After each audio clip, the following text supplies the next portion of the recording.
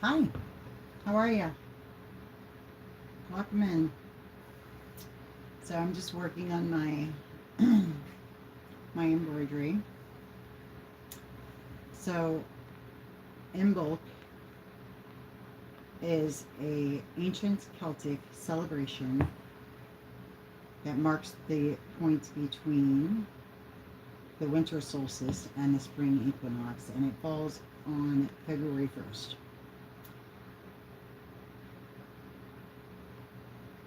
So, in honor of Imbolc and the return of the sun, I have chosen to do a craft.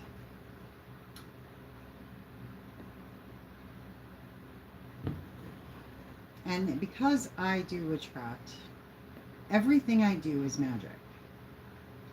There's never a time when I'm not doing witchcraft.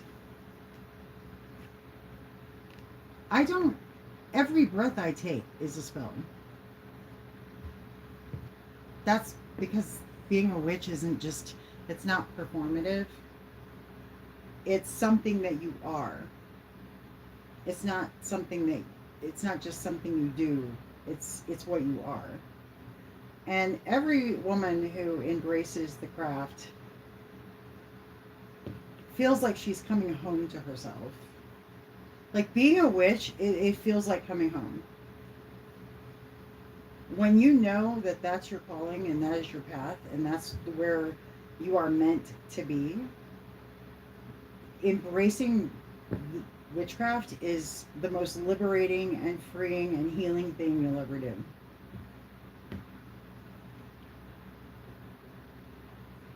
It has set me being a witch, and again, I was always a witch because it was something I was born to do. It's just something I was born doing. But because I was raised in the church, I was told that my powers, my gifts were evil. So there's a reason why I always felt like the Christian God didn't like me, no matter how hard, how good I tried to be. But I always had this feeling that I was somehow just not good enough. Now I know why. Now I know why. Well, hi there. How are you? So we're just doing a craft. So embracing witchcraft, right? Just leaning into this and really just embracing it, making it my whole identity. Um has just set me free and really helped me to work through a lot of like trauma, religious trauma, like the guilt and the shame that you just have when you're in the church and you believe, you believe the lies of the church that they told, that you live with shame your whole life. You feel like you've got this God who allegedly loves you but is going to send you to hell for sinning. And you might not know, right? Like you live in fear, constantly sinning. You're constantly asking for forgiveness. You're constantly repenting. Instead of just being like, yeah, that was fucked, I'm going to stop doing that. Like, you think you need a savior. You don't. You are your own savior. You're the only one that can save you, by the way. Just saying, oh, I believe Jesus died for my sins is not enough to get you into heaven. That's not going to get you anywhere. That's not going to save you.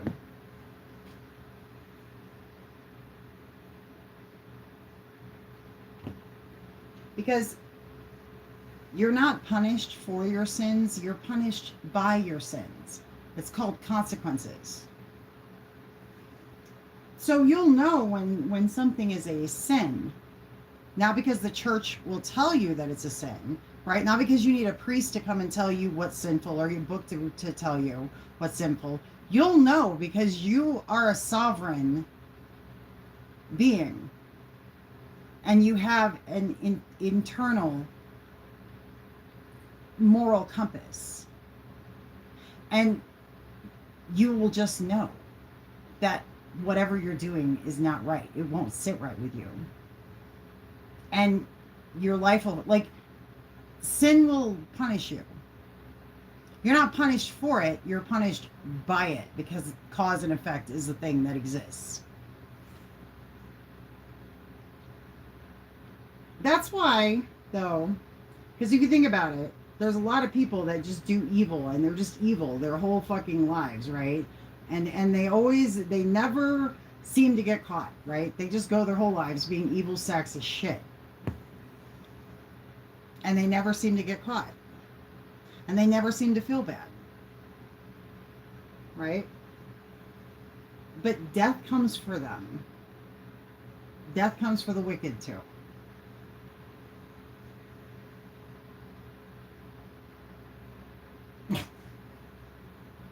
That's, yeah, no.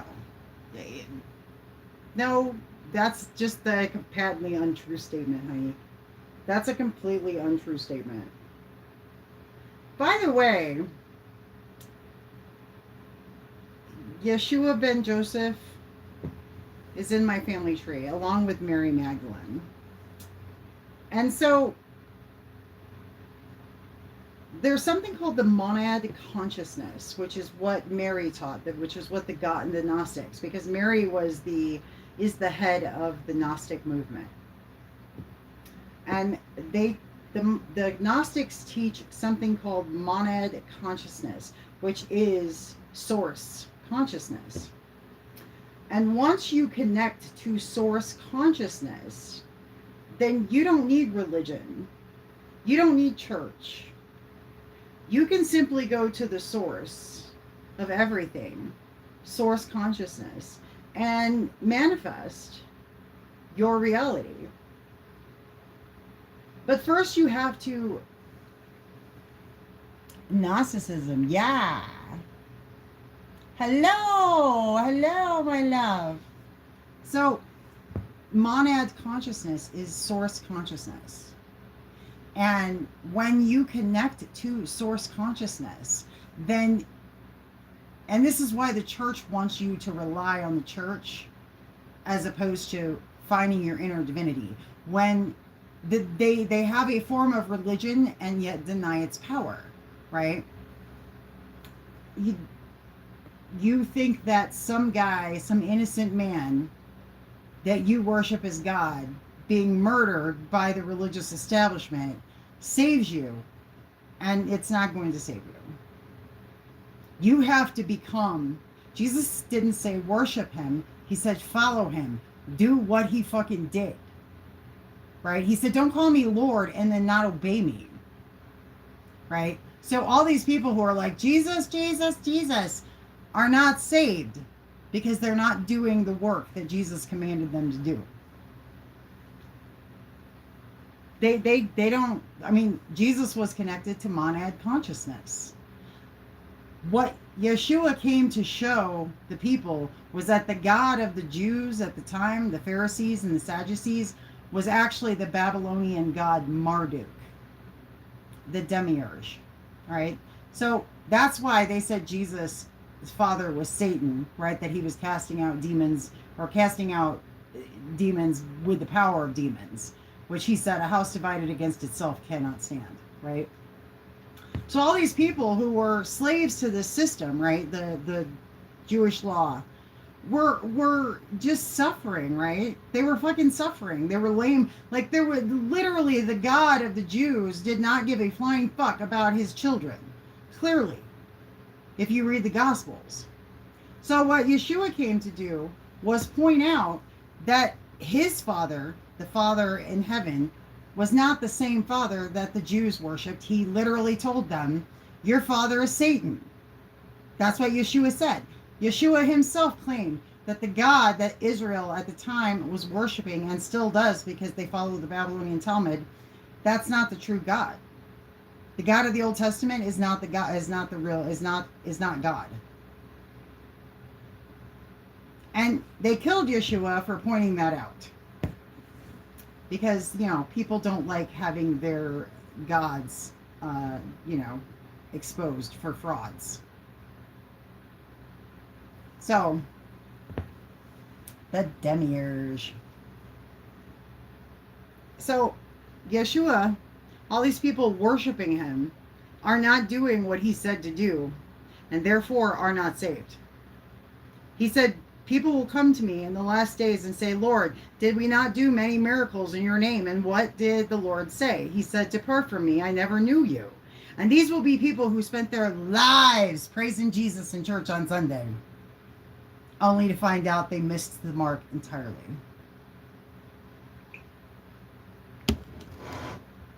Yes, they do.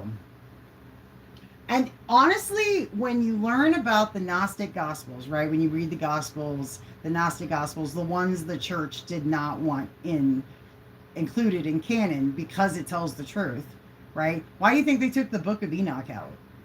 And the Book of Jasher and the Apocalypse of Adam? Modern people think that those, but at one point those were included in canon, and it was Nicaea, the Council of Nicaea, that decided, nope, we can't afford people to know this stuff. Like, we cannot afford for anybody to know that this is the truth. So, ouch, ouch, ouch. I just stubbed myself. Anyway, so embroidery is like coloring with thread.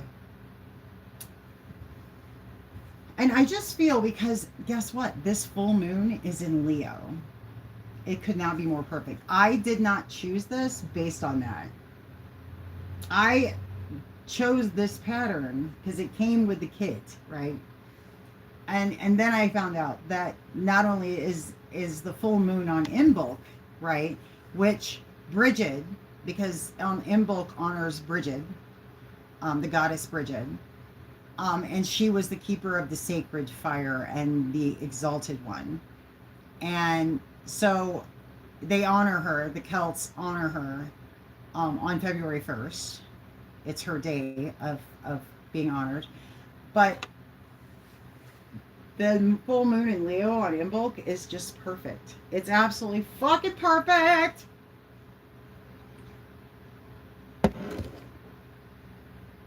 Do I? Oh, well, thank you. I absolutely love hanging out with GLM and Flex and Torp and Geno. Like, I really like these guys. They're the only streams I ever go on. But, I like to talk about esoteric things, and I don't want to, like, take over. And I know that, GLM is not down with witchcraft and stuff, so I try to be respectful of that.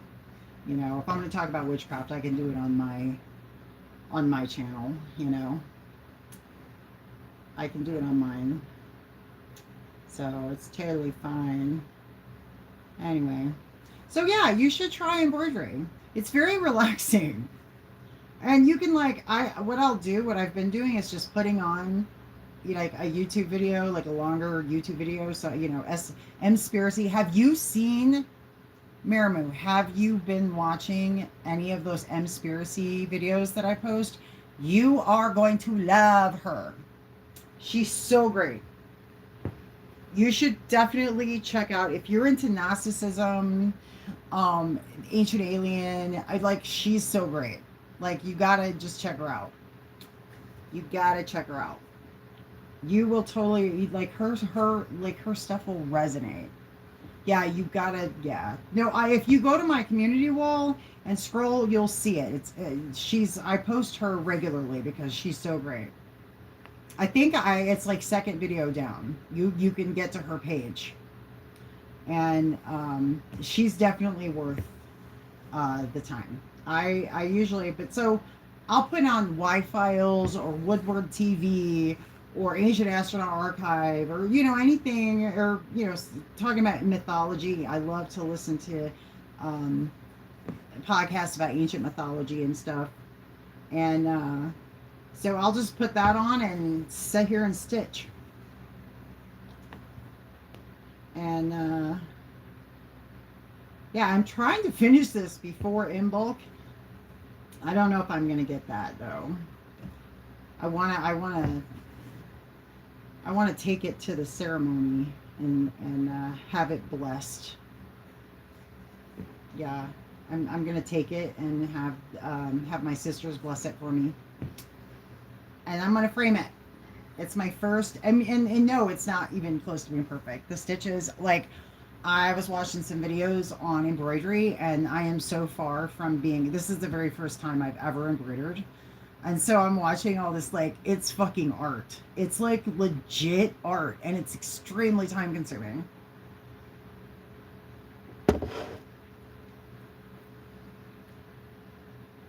I know. I don't know how people stream Eli for hours when you could watch Ancient Aliens. I know. Guys, I don't understand. And this is why I'm an old soul. It's because all this drama and bullshit that people are so caught up in, it's so boring. It's so fucking boring. Like, it's so, yeah, it is my first time. But yeah, if you look closely, the stitching is like really uneven. I'm hoping that it, like, when it's done, it comes together. Yeah, I don't understand how these people can waste their so much. Like, the world is literally on fucking fire right now. And people are just lost in the most inane bullshit. So I had a TikTok that has, like, for me, it's gone viral. It's got almost 8,000 views, which is huge for me, right? It's got like 1,400 likes. And basically what it was is I was driving home the other day, and the students at the various high schools across the city, they did a walkout, and they were all on the corner in front of City Hall holding up signs, and it was just really, like, it was so sweet because I realized, I'm like, oh my God, those are like kids, right? Protesting ICE, protesting. And so I took a video as I drove by. I recorded it because it had this really cool effect, right? And all the kids were screaming and cheering, and the horns were honking. It was a really kind of a cool experience, but it's going viral. It's going viral. And there's a lot of interaction in the comments, because everybody is really divided on this subject. But here's my philosophy is, dude, the first time I found out ICE was kidnapping Native Americans, they've been holding 3 Lakota men hostage, trying to force the Lakota Nation to do business with them. And I'm in Arizona, and ICE is here. And the thought of any of the 5 fucking native tribes, indigenous tribes in Arizona, if even one of them fucking gets picked up by ICE, they can't, that bullshit. None of us voted for that. None of us voted for American citizens being gunned down on camera. And it's happened fucking twice now that we know about.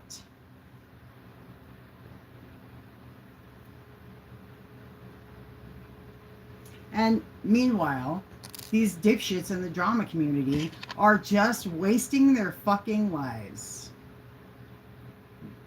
with no hope for a future. Because seriously, like, it's wrong, period.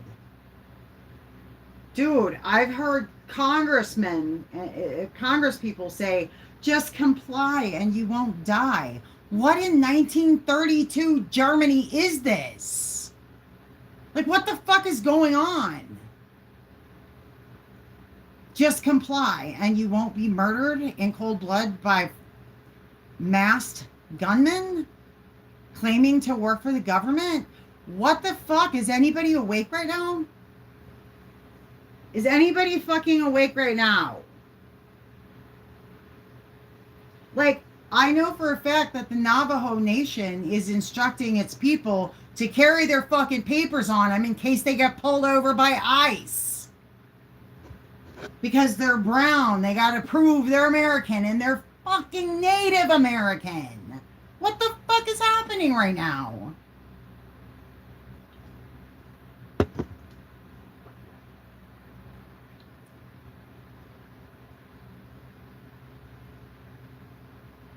I agree. I agree. But you know what, though? Honestly, here's what I see. This is what I see, the opportunity for Eli, right? Because he's clearly the victim of an online bullying harassment campaign. I don't give a fuck what you people say. Okay? You are never, like, whatever you say to defend yourself and what's happened to Eli makes you a piece of shit. Because you're hanging out with Tammy. And I need you to remember who the fuck I am. Okay? And you didn't want to call her out for what she did to me and my family, but you want to go after Eli? Nah. No, I'm 100% on Eli's side because of this. Because you let that fucking woman into your fucking group. And now you're going to get what she gets. Now you're all going to be fucking embarrassed. It's embarrassing.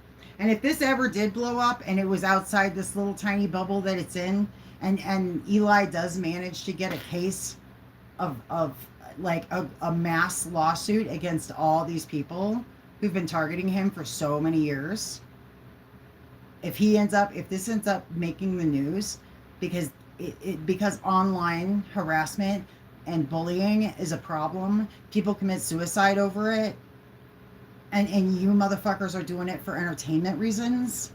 You're targeting somebody because it's funny, and you've convinced yourself with your manufactured fake bullshit outrage that what you're doing is right. Well, I'm here to tell you that you're wrong. You're fucking dead wrong. It's absolutely wrong.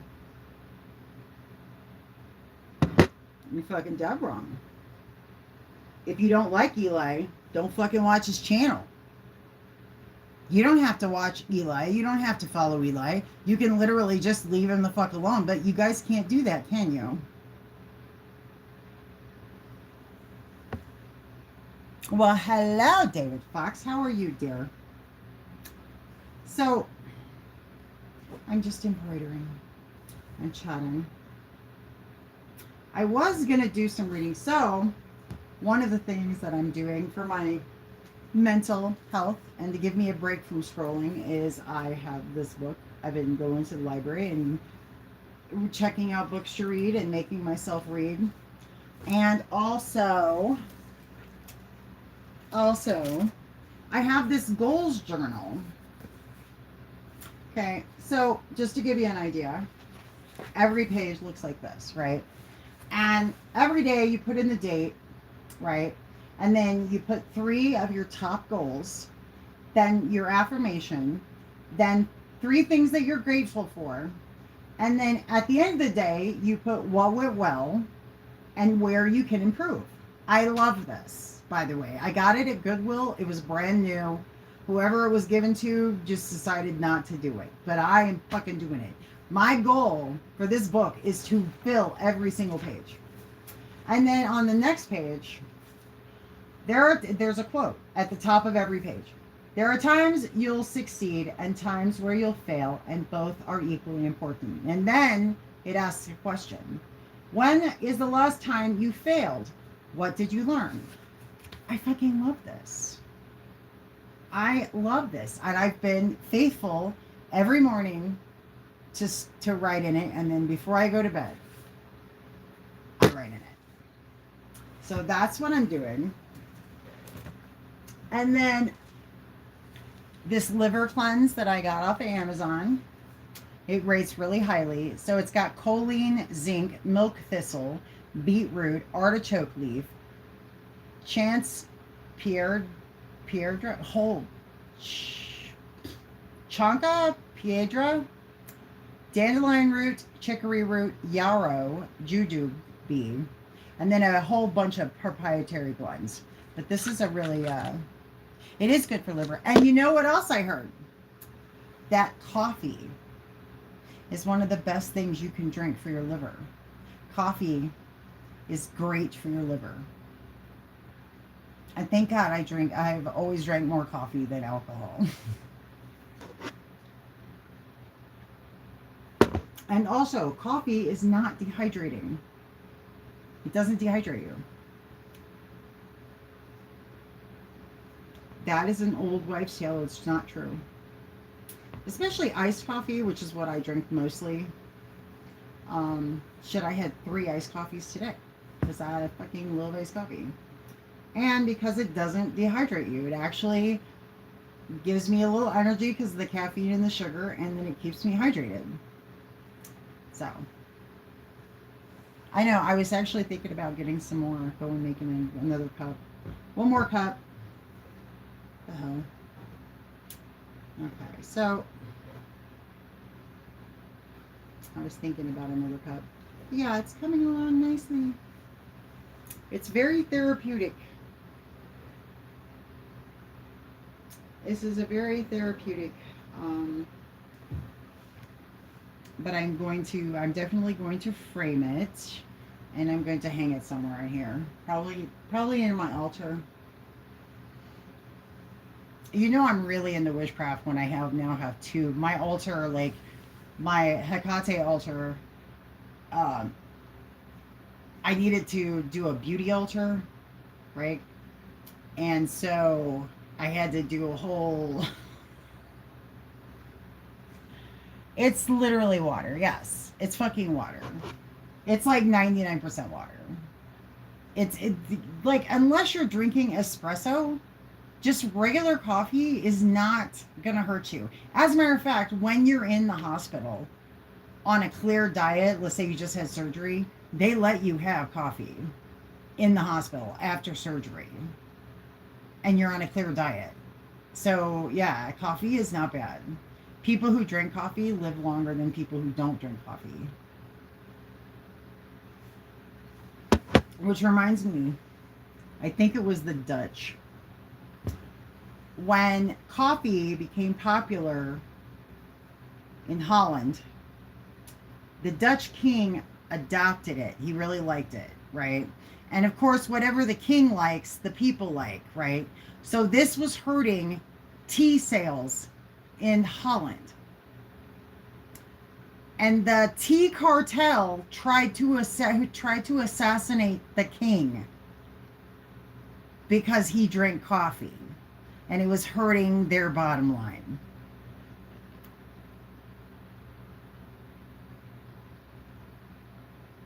Well, we'll find out. But Eli is just going to have to he's going to have to just give himself a legal lesson. Okay? There's multiple ways to skin a cat, is what I'm saying. And there has been a mass group of people who have just went after Eli and not allowed him even a second's peace.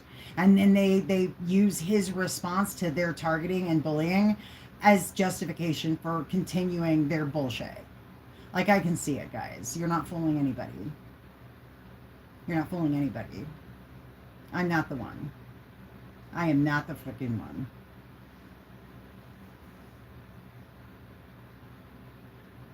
Yeah.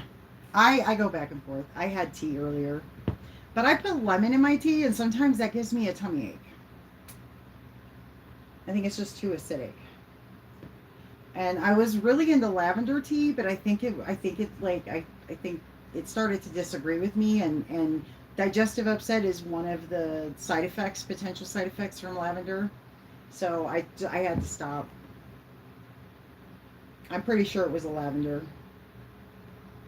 because it was really good, and I was drinking a lot of it. Like, I was having like 3 cups a night, and I think it was just too much. I really like the way it tasted. But yeah, so let's see if I can remember, because I'm remembering this story. I could be misremembering it. So the tea cartel tried to kill the king for liking coffee. And then somehow he managed to outlive all of them. Like, they didn't succeed, but he managed to outlive all of his enemies who drank tea. Coffee has antioxidants. Coffee is so good for you. Anything the government tells you is like bad, like you shouldn't have it, unless it's like drugs that they actually give us, is usually not bad for you. The government lies about everything all the time. So, whatever they say, do the opposite.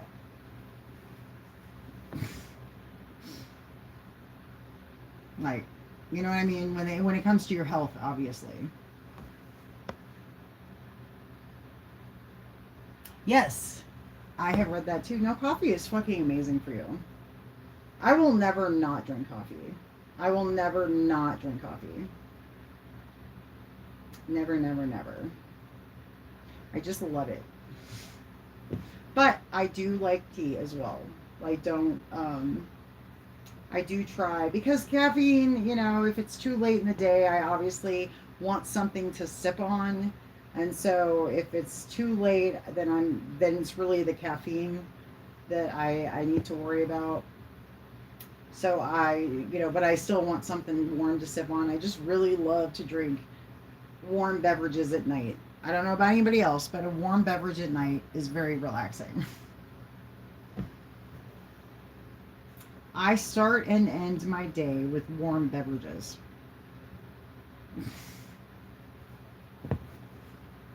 I will not drink decaf. I don't know why. I'd rather just drink tea. It's a mental thing about decaf. I probably, like, if someone served me a cup of decaf and didn't tell me, I wouldn't know. Like, I know this because I was a server and I have given people decaf and they didn't notice. Like, I know this to be true. So,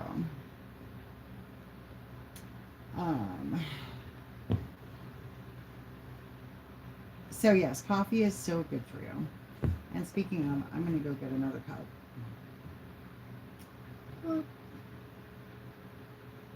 God, I had like 20 people in here at one point.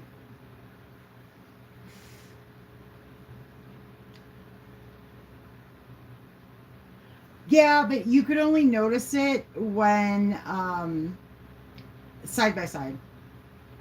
And when you put cream and sugar in it, you really can't tell. Damn it. That's the thing too, is the needle often, because you don't knot it, so you have to, so you're constantly, I have this little thread thingy. It's so cute. Look at that. It's so cute. Look. Oh. Yeah, I have a needle threader that came with the kit. It's so much easier.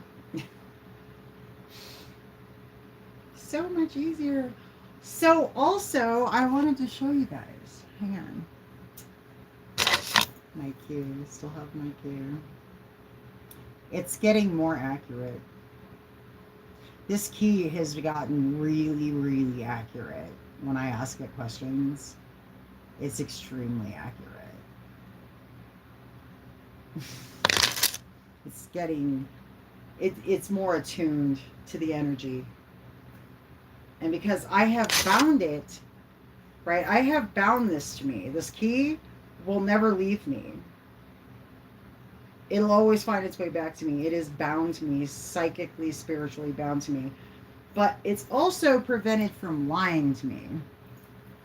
If I ask it, it has to be truthful.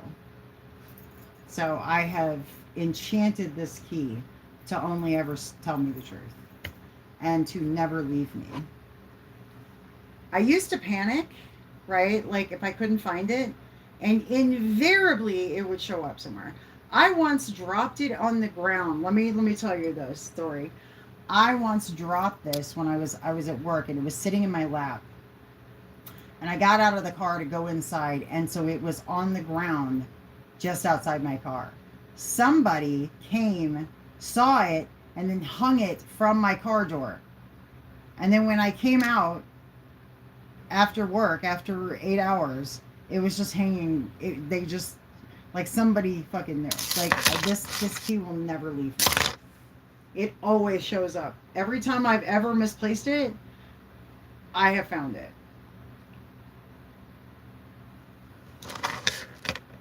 It is 100% bound to me by magic. There's no, that key will never ever leave my sight. And when I ask it a question, it always tells me the truth. It's always accurate. I use this key every single fucking day. And it's always on my person. It's always near me. It's always on my person. You're not.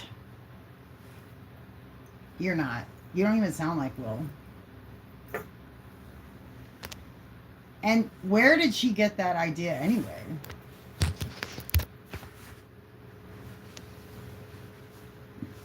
Like, where did she come up with that?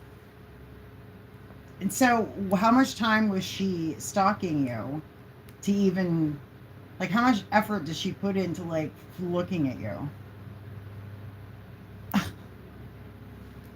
Like, how much effort did she spend stalking you to even come up with this theory? Like, you know? It's kind of weird, right? Like, who's, that's what I don't understand. Like, how much time do people have? Like, I am a terrible stalker. I am so bad at stalking people. Like, I don't want to pay, like, I don't give a fuck about anybody that much. Like, I really don't. I don't care about people that much. To want to spend that much effort. Like, why give you my energy? Why spend that much time thinking about you?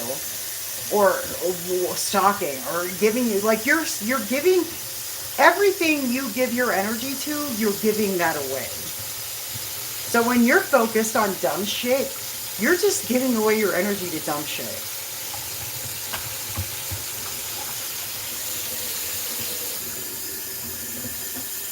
There you go. See? Those who actually have watched me and not, like, Tammy watched me so she could, like, act like she was on the inside.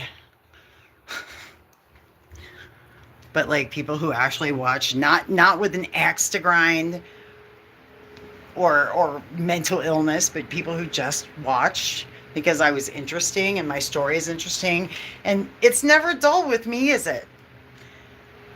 Miramu, I have never been boring, have I? I've never fucking been boring. Ow. Ow. Wow, okay. Yeah, there's no way that Will Orth would not. He didn't know shit about me until I got to Arizona. He stumbled on me because of, like, Burger Boy or something. Like, Will, yeah. You're not Will. That's dumb. That's just dumb. That's just dumb.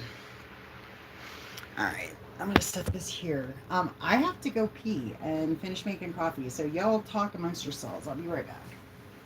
You could enjoy that shelf I just hit my head on.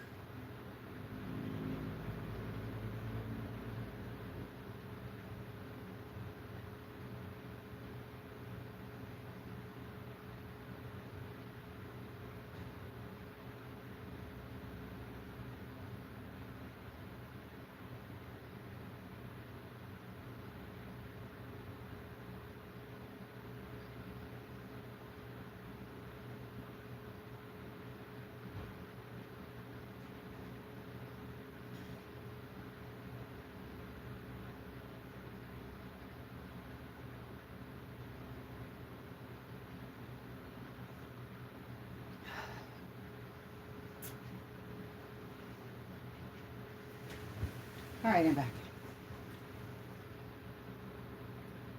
Oh, okay. No worries. All right. So who's here? All right. One in the box.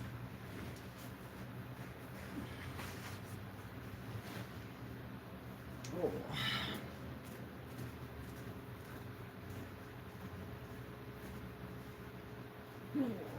All right.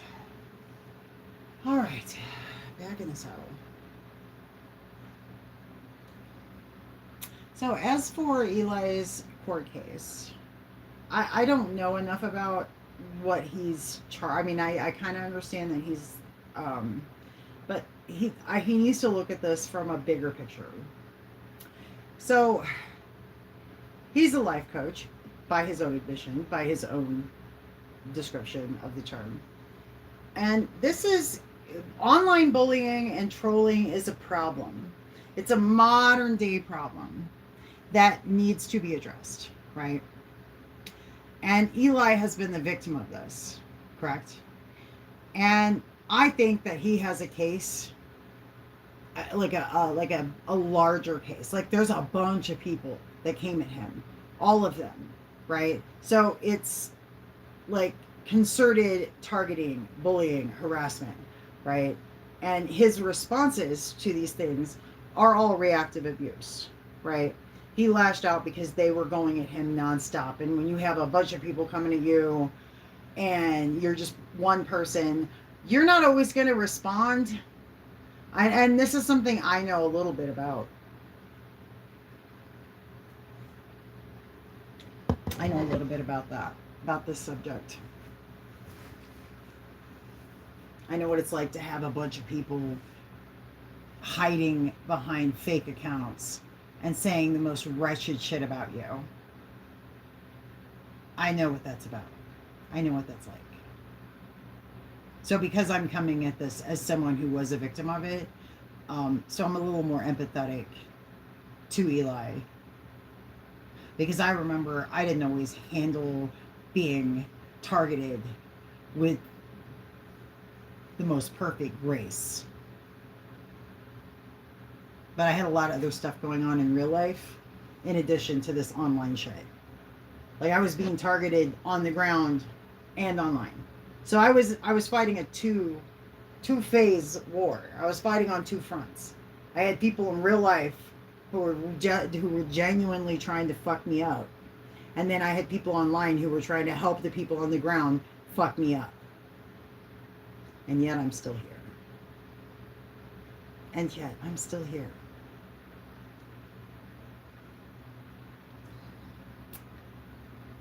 So, there's that.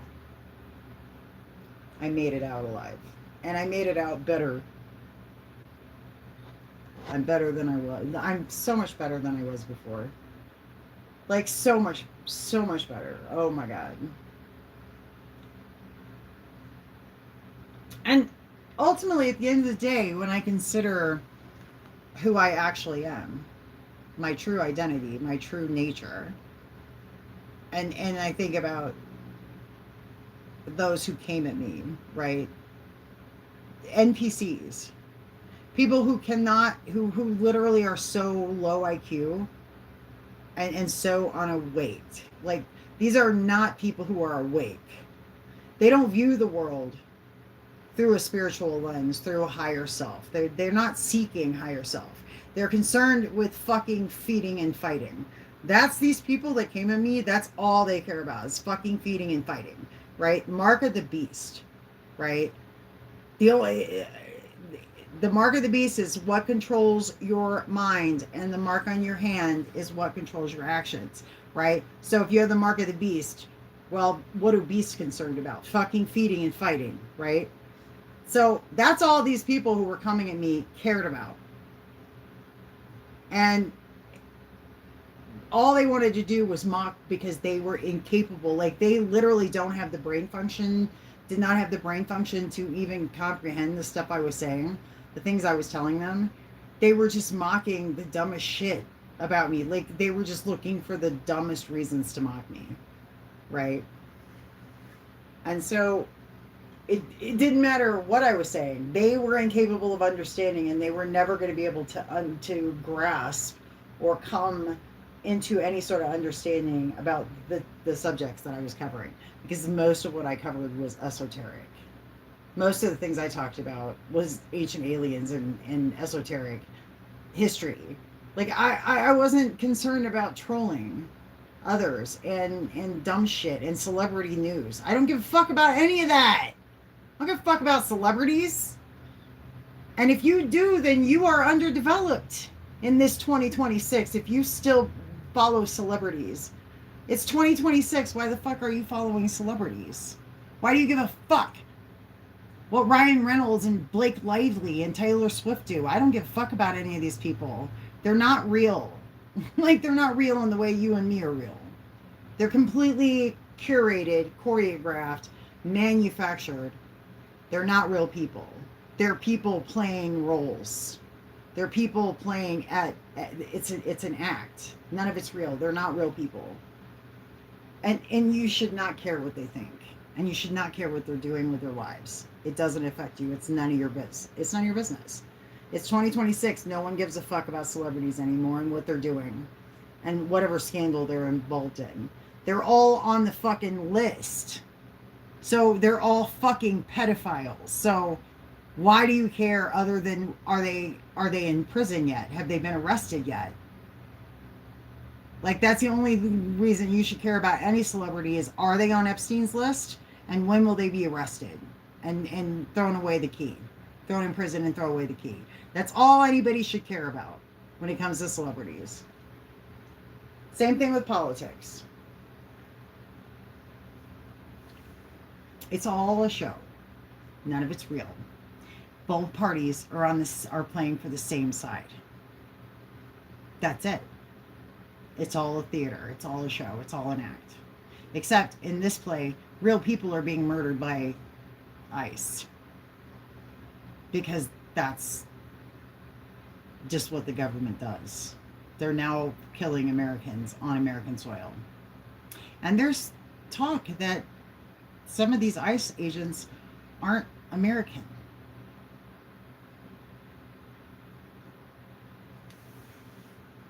They are foreign armies working with ICE. Yeah. Foreign military, foreign intelligence. And yet, let's care about what fucking Blake Lively and Ryan Reynolds are doing. Who gives a fuck? The world is on fire. And not paying attention isn't going to save you. Not noticing. Try to pretend that it's not on fire and that anything that you're doing right now with your pathetic life matters at all. In light of everything, you're still pretending that you matter. You're still pretending that you have a future. You don't. You've been sleeping this whole time and you missed the alarm, and it's too late now to catch up.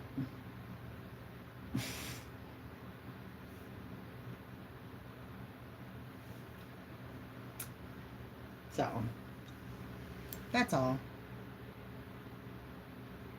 Like, those of us, I mean, I guess and here's the thing. Waking up cost me my old life. It cost me my marriage. It cost me everything I know.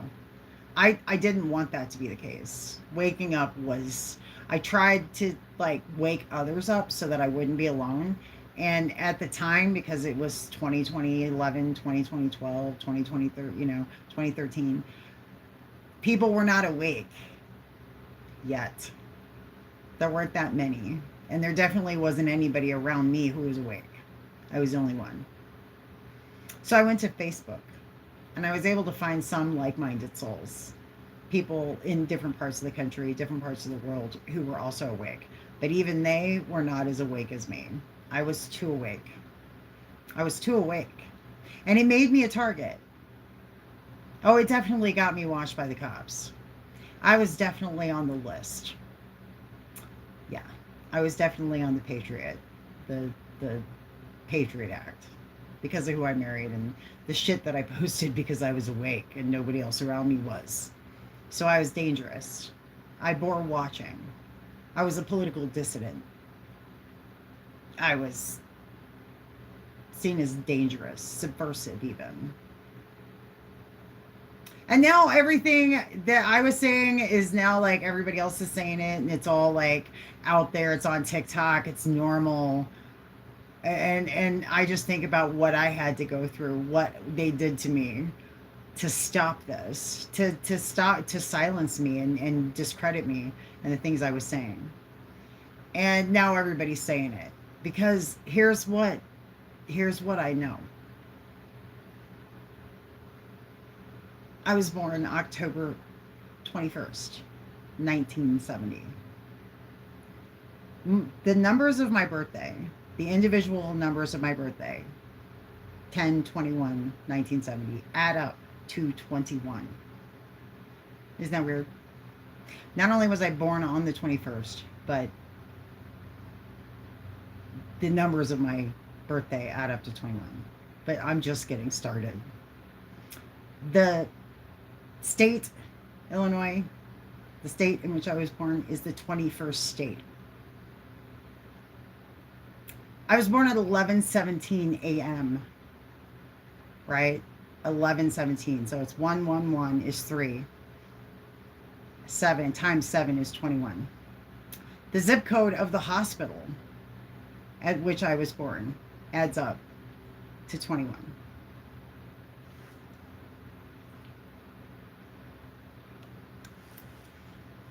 Now, numerically, in numerology, well, hello. In numerology, 21 represents the concept of chief, right? What happens when you turn 21? You're now officially a legal adult. Like you become an adult at 18, but you still can't drink until you're 21, right? So 21 is that Rubicon, right? You're officially in your 20s. You're no longer a teen. You're not even on the cusp, right? You're now a full-fledged adult. 21. Okay. So, my mother's birth number is 3. My father's is 7. 7 times 3 is 21. So, this notion of chief, and also Dana means God is judge. So my name means God is judge, right? Judgment Day. I was born on the cusp of Libra, Scorpio. In the constellations, Libra gives up its claws. Scorpio gives up its claws to make the scale of Libra and keeps the balance with its tail, which is where the venom resides. So the Libra Scorpio cusp, the constellation, the two constellations combined into one, which is Libra Scorpio, represents the judgment of God, and also associated with the tribe of Dan, right? Because Dan is, according to the Bible, was a viper, so associated with the Scorpio, right? Scorpion, and also with justice, because Dan was the judges of Israel. So the tribe of Dan, so associated with the tribe of Dan, which are the judges, and also associated with the Merovingians, who were featured in the Matrix. The Merovingians, the tribe of Dan, the Danites, according to the movie Matrix, which is really a documentary, were all about controlling the Matrix. They were all about controlling the tribe of Dan controlled the Matrix. The Merovingians controlled the Matrix. They're both in my family tree, the Merovingians and the tribe of Dan. So I'm very fascinated with this because I have a direct family history connection to this, right? So what does that mean? So learning this was also a part of my awakening, realizing this is my legacy, realizing this is really fucking weird and coincidental, the number 21. I mean, wouldn't you find that interesting? if it were you? Like, wouldn't you be like, wow, that is weird? Like, what does that even mean? Like, you're going to feel something when you find that out. When you find out something that significant about and seemingly random. And there's nothing random about the number 21 showing up that many times.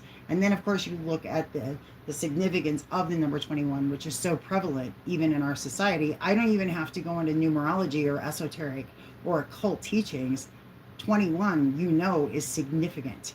It's a significant number. It's a very significant number, right? Because 2 plus 1 is 3, and 3 represents the Trinity, body, soul, spirit, right? Father, Son, Holy Spirit. Well, hello, welcome back. So I was saying I have like, I don't know, it was saying I had nobody in here, but I think it's just you now. So I was just talking about the significance of my birthday. So you might want to scroll back and catch up. Because learning this, right? Like it was like 2010, right? It was either right before my near-death experience, which also plays a huge role in why I am the way I am. But I learned all this around the same time about my birth, that I wasn't just a Libra, that I was a Libra Scorpio, which is a whole different zodiac sign from either Libra or Scorpio. I'm a hybrid, right? So there's also the union, right? The concept of union in the number 21, because the 2 shall become 1, which is union, right? So, but it also, the notion of chief, right? Because at 21, you're completely like, you're now an adult, right? So I pondered this for fucking years. And on top of that, then I started seeing the number 21 literally everywhere. And I was like down a rabbit hole, like chasing 21 every time I saw it, thinking it was meant for me, that it was a signpost, right? Because that's what happens when you wake up. All of a sudden, everything has fucking meaning and you're overwhelmed by it. Yeah. So you get fucking overwhelmed by the fact that your life now, you're like, oh my God, I have a reason for, like, I'm not just fucking going, there's a mission. I have a mission. Yeah, there has to be a fucking reason for all of this. Like, I have to know why the fuck this is happening. Why has my life been so fucking weird? Like, why do all of my experience feel so alien to literally everybody else I know? Like, I'm having all these experiences that nobody can fucking relate to. So that leads to a sense of isolation, right? But I was watching Woodward TV yesterday, talking about cryptids, when people encounter cryptids, right?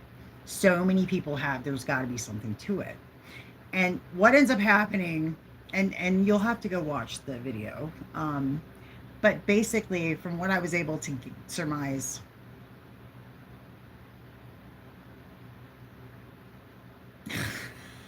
actually, I think that's a demon. That's just a straight demon. It's just a straight demon. Damn it, you made me forget what I was saying. The Blue Lotus kicked in.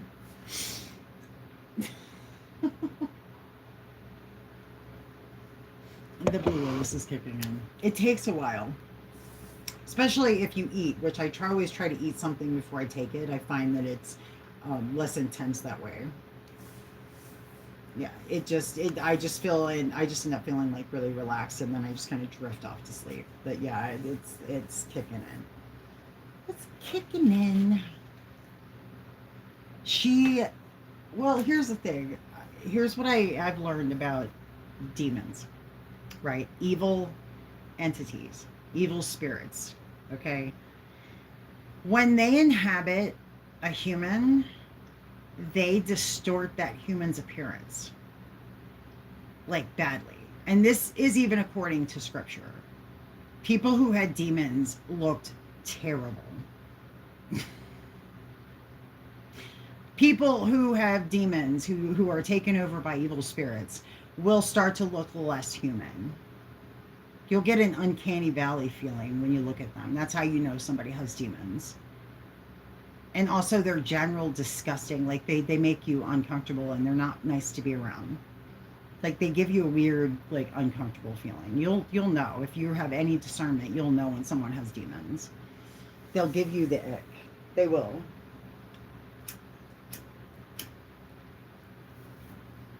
Damn it! Almost caught my hair on fire. This thing. I need to throw this lighter away. It didn't go. Okay. It didn't go out. That's so dangerous. Fucking burnt my hair.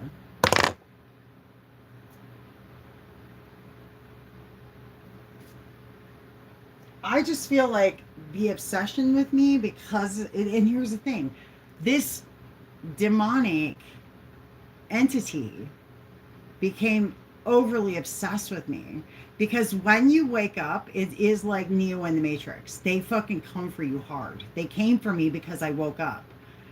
When I tell you the Matrix is a documentary, I'm not fucking making that up. The first thing that happened when I woke up was I got fucking put on a watch list. I got targeted by the cops, the authorities.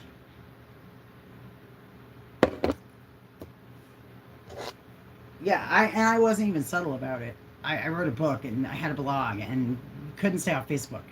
Like I was rubbing in their fucking faces. I was telling them all, like, yeah, fuck you. I know the truth now. Bite me. Essentially, that's what I was telling them. Do you see that? It didn't fucking go out. I'm gonna have to throw this away. It's too dangerous because if I like stick this in my fucking pocket or set it down, it could fucking start something on fire. That's scary. And I have another one. I have an identical black lighter. There it is. So I need to throw that one away.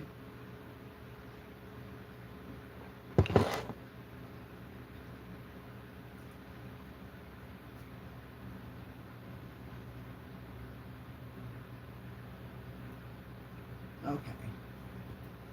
Crisis averted. So yeah.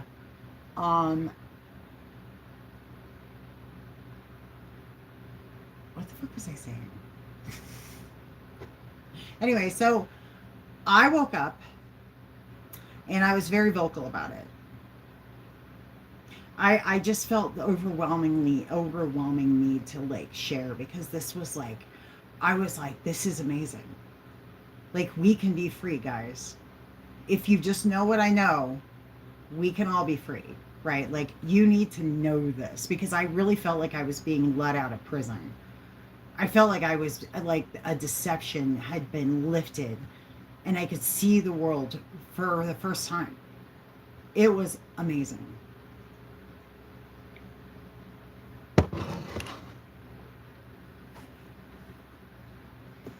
Because she can't even handle the one. She couldn't handle when she had Liza and the boy.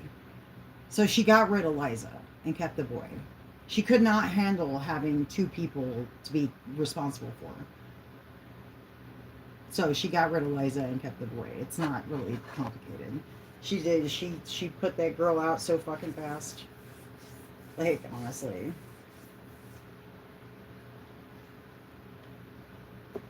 Who'd have thought an abused girl would be a problem?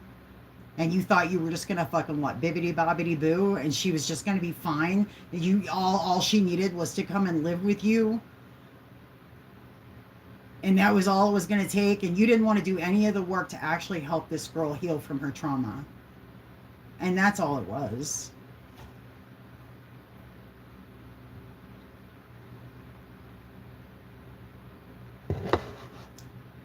Did she have the other child with her?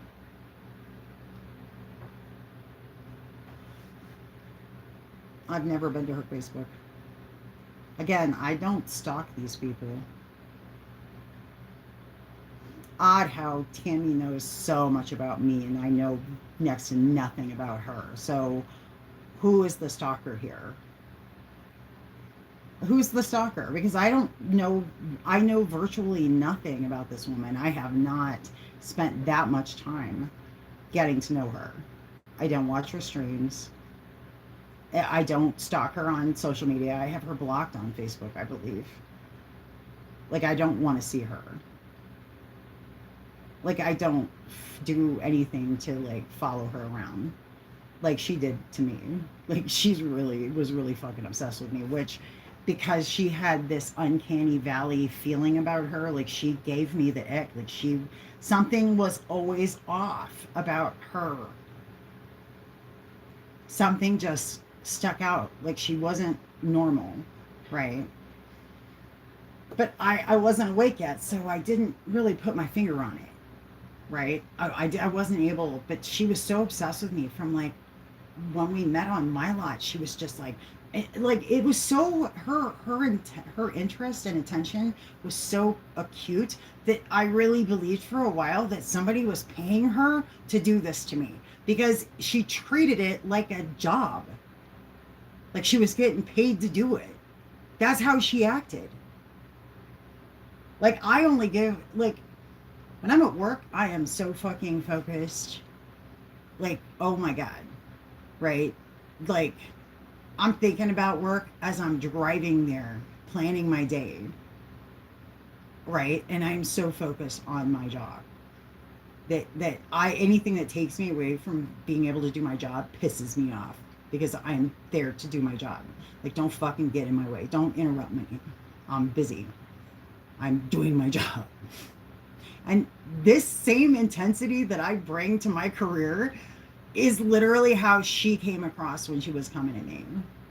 Which, again, it's not really about her, right? Because I'd had all these fucking revelations about the number 21 and my birthday and then my family tree, right? Like, the mystery. Like, I have relatives who were on the orphan trains, and then come to find out the orphan trains are connected to Tataria.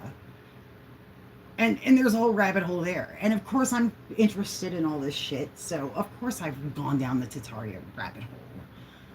And yeah, it makes a lot of sense.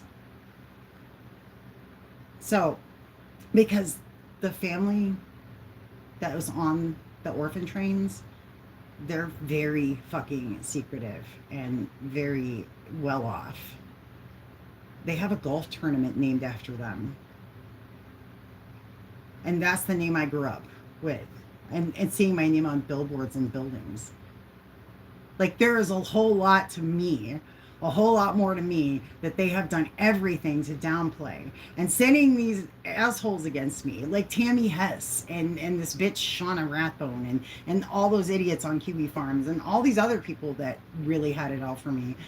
I was like, all they did was really reinforce the sense that I had that I was being targeted because of who I am, because of my bloodline, because of who I'm related to. And then just a couple years ago, I'm sitting in the basement of an LDS church and happen to be on their genealogy website and see Jesus and Mary Magdalene in my family tree. And then it all just kind of clicked. Everything I went through. And so the gaslighting is completely useless at this point.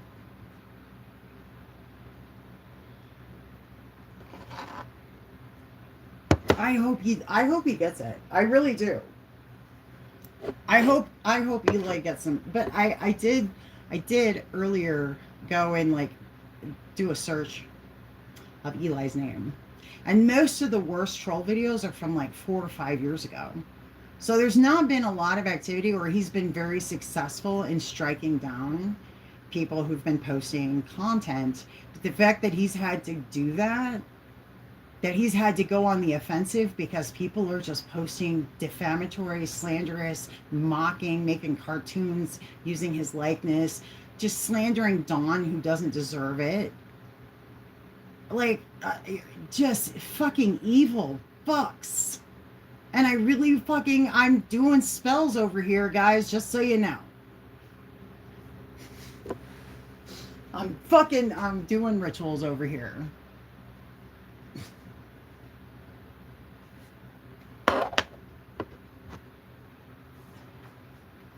It's terrible.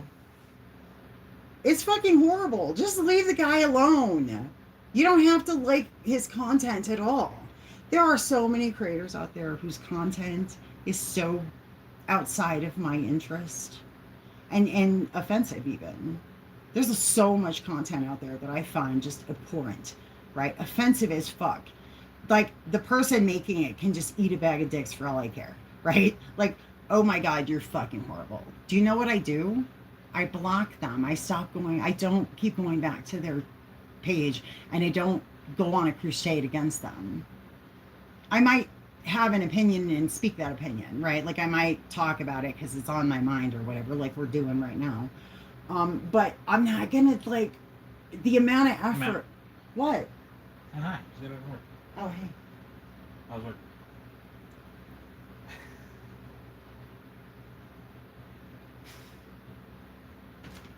Love you. So the amount of fucking effort that these people expend and money to target Eli. And then he responds, which I get. I fucking get it. I couldn't help myself. Back in the day, like I had, like if I went and, like I had to just not go and look up my name. I had to go and not search out what people were saying about me. I learned not to do that.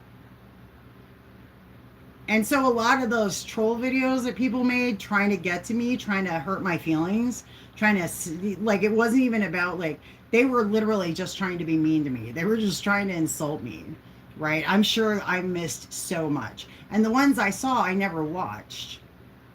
I never fucking watched that shit. Like, why would I watch what my haters think? Like, why would I listen to these people? Why would I care what they say? Right? Like, they're out there just being mean as fuck to me and about me. And they're doing it hoping I will go and watch. And I don't. I don't. They were just spinning their wheels. Because I have literally no idea what half these people thought about me. If you didn't show up on my stream to tell me, hey, we're friends, I don't fucking know what you think about me, and I don't really care.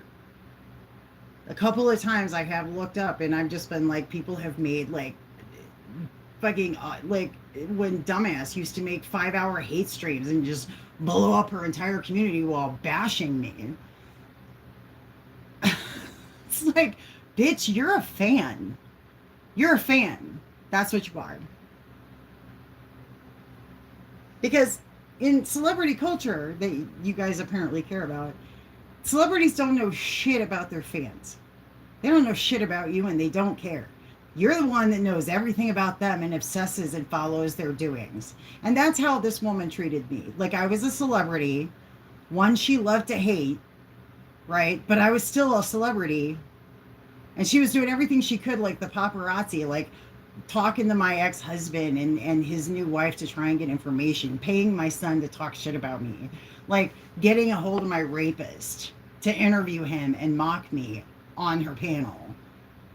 Like, oh my God, you fucking deranged lunatic. You're a fucking deranged lunatic to do that.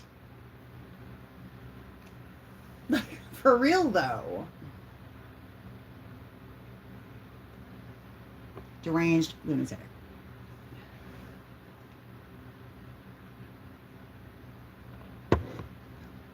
So, she was clearly my fan.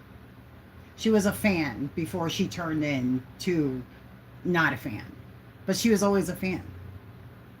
Like, and hopefully she's had some revelation and some sort of self-reflection to look back on her behavior and be embarrassed that she did that for her own sake. Regardless, let's set aside how fucking cruel and sadistic she acted. But the fact that she was so dedicated to it, like somebody was paying her, and it looked really suspicious, like her behavior was very suspect. And the more she tried to spin it to where she was the victim, the more ridiculous she looked, because Kiwi Farms isn't going away. They couldn't get rid of it. sorry for her that they couldn't. Like, it's embarrassing for her that Kiwi Farms is still there and people can go and read that and know that that's her. That's so embarrassing for her. Like, I don't think you guys understand how bad it is for her. How that participation and the things she wrote on that site have ruined her life. Has ruined her life. Because the people, they don't know me, right? They don't know me. They just see her on there just being absolutely fucking horrible about me. And on a site that was founded to target autistic people. So it's just to be on that site, to be a member of it, is you don't want people to know. It's bad if they know that you're on that site, if they know what that site is.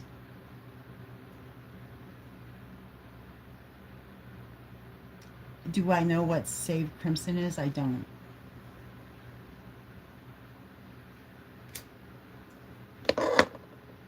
But yeah, so she got way carried away.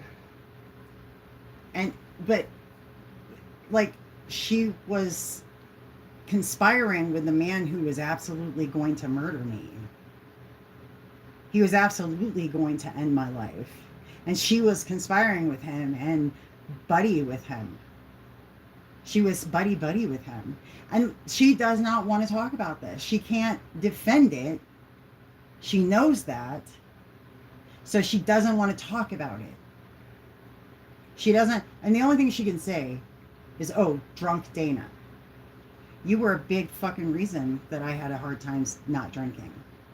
What you did contributed enormously to my drinking problem. And then you want to use that against me because you're a fucking narcissist and you know what you did. You know what you fucking did. You and I both know.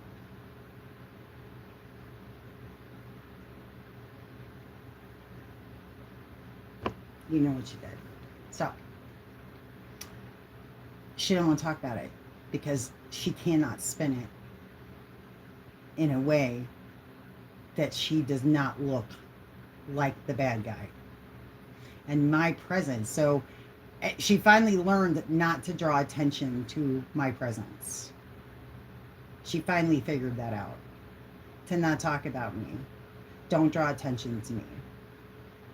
You don't want people to hear my side of the story. You don't want people to see me and then get to know you and then get to know me. You don't want that. She doesn't want that.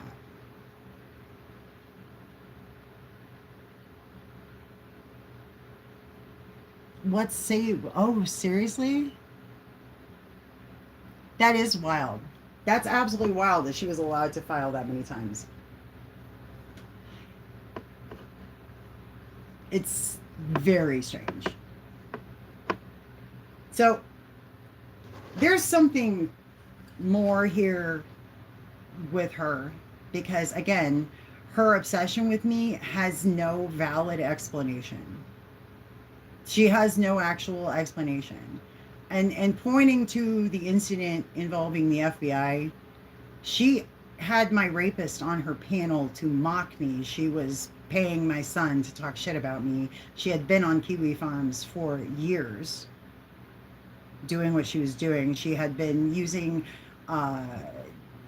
harassing me via a fake name, Gloria Prince.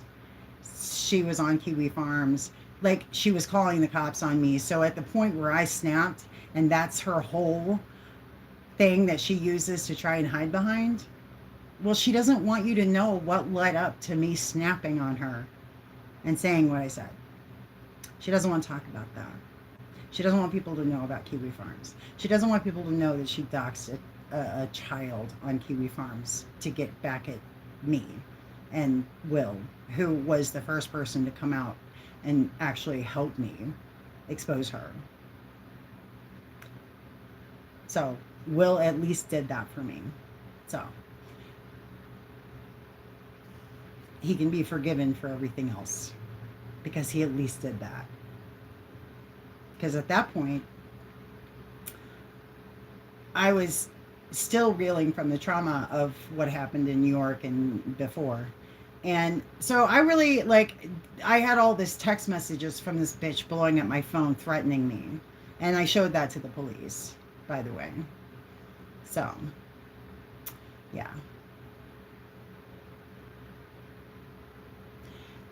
Yeah. Well, here's the thing. I wasn't very nice to Will. He pissed me off. Yeah. Um, he after he went back to California, he didn't want to leave. He really fucking enjoyed his time with me. Like, I'm a good time. I'm a lot of fun. I'm fun to be around. People enjoy my company. They really do. So he didn't want to go back. He stayed. He mentioned he was supposed to be here 4 days. He stayed 11, and he paid for everything. I didn't have to pay for a thing. So he showed me a good time, and we had a good time. But he got weird when he went back to California, and he started like making demands on me. Yeah, demand and God damn, you can't do that. I didn't. We didn't get married. Like, you have to go back to California. Like, you really don't have any right to demand my time and start telling me what to do from California. And he got very insecure about Jesse, like very insecure. And he wanted me to go live in my car because he did not feel comfortable with me staying on Jesse's property. He expected me to go sleep in my car to prove my love. And when he made that suggestion, we were done. It was just a matter of time. Jesse was not creepy. Okay, yes, Jesse's creepy, but he was what I needed at the time. He was exactly what I needed. I needed that. I was coming out of New York. I wasn't like it. I needed time to acclimate back into normal society after that experience. And Jesse was just like, no, Jesse's quirks, Jesse's personality was exactly what I needed. It was exactly what I needed. He was actually really good to me. Yeah. Like, he was nothing, he never did it. Like, creepy or not, dude, I passed out on this guy's couch and he would fucking cover me with a blanket and then go to bed. Like, I never had to fear for my modesty, my virtue, none of that. And just, I could get absolutely fucking shit-faced, pass out, and I would wake up fully clothed and knowing that nothing happened. So Jesse, again, all Jesse wanted was somebody to hang out with him and drink beer with him. That's all he wanted. And smoke weed. It was perfect. For me at that time. And eventually eventually I had to leave. Like, eventually that chapter ended. And I was fine with that. But at the time, when I first got there, and he was willing to fucking pay for everything, he just wanted me to hang out and let him talk. And just, he fucking thought I was the most beautiful woman he'd ever seen. He thought I was a goddess. He called me goddess. He did. He was like, goddess of darkness. He's the one that gave me the key. He gave me Hecate's key. He let me live in that travel trailer for a month or two while I got a job. I went and looked for a job. But he let me stay there. And he would give me money. Just so I wouldn't be broke. And he would bring me fucking alcohol. And I didn't have to fucking put out. And people did not believe this. Because of the nature of our relationship, my relationship with Jesse, they were like, there's no fucking way he's letting her stay there and she's not putting out. And I swear on everything that's holy, in front of the altar to Hecate, I'm telling you, nothing ever happened that shouldn't have happened between me and Jesse. We never fucked. He never saw me naked.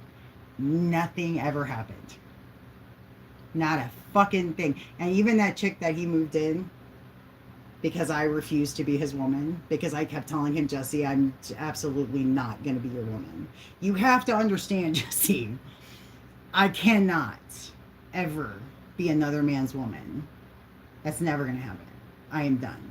I just fled. I just survived a fucking serial killer. I just survived living with a goddamn serial killer for a year. I am never going to be any man's woman ever again. Never going to fucking happen. How did I meet Jesse? So, man. Oh my God. Oh. Ow. I think you're the only one here, so I feel like it's just like girl talk right now. So, after I got rescued by the National Park Police, not just the National Park Police, but like a Bushmaster, right? Helicopter pilot, sniper, like, oh my God, I felt like being rescued by the Lone Ranger. After they got me accommodations at this like fucking really, really, really nice shelter, I had my own bedroom, my own private bathroom. The kitchen was like fully stocked and they had food and you could tell the staff what you wanted. I could not believe I was like staying in a 5 fucking star hotel for free. I could not fucking believe my luck where I landed when I got to Flagstaff. That's how I knew. I couldn't fucking believe it. And this shelter was incredible. I mean, this was a home. I had my own bedroom, private shower, all my toiletries, clothing. They had a clothing room. They're like, yeah, come and pick out whatever you want. I could pick out a fucking new wardrobe. This was insane. What I got when I got to Arizona. Plus I had a week in a detox hospital and it was like fucking awesome. Like, again, I had my own room. The food was decent. I was chilling. I mean, I got a fucking week vacation in a hospital like when I first got here, and then I got to go stay in this fucking incredible shelter. And so, but I needed a job. And this chick I met, she was pregnant and she was fleeing from the Aryan Brotherhood. She was there because she was a victim of human trafficking. I was a victim of human trafficking. So she was pregnant and she wasn't sure who the baby daddy was. And she was scared that it was going to come out not white because she was a whore for the Aryan Brotherhood. Yeah.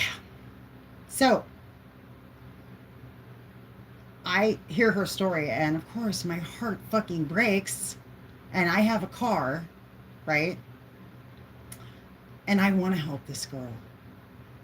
My heart is breaking for her. I just want to do, she tells her story and I'm just like, you never had a fucking shot. You never had a shot. And I really hope that coming here gives you that shot. That you can be free. You and your baby. Well, she and I starts hanging out, right? And